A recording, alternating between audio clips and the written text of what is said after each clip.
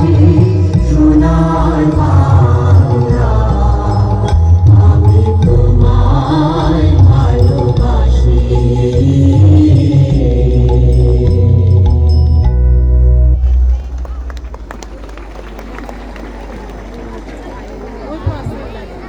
ধন্যবাদ সবাইকে দাঁড়িয়ে জাতীয় সঙ্গীতকে সম্মান করার জন্য।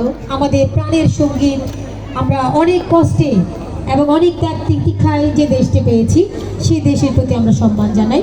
আমরা সকলেই সেই দেশের সম্মান রাখার জন্য অবশ্যই সচেষ্ট হব। এরপর আমি অত্র বিদ্যালয়ের স্বনামধন্য প্রধান শিক্ষক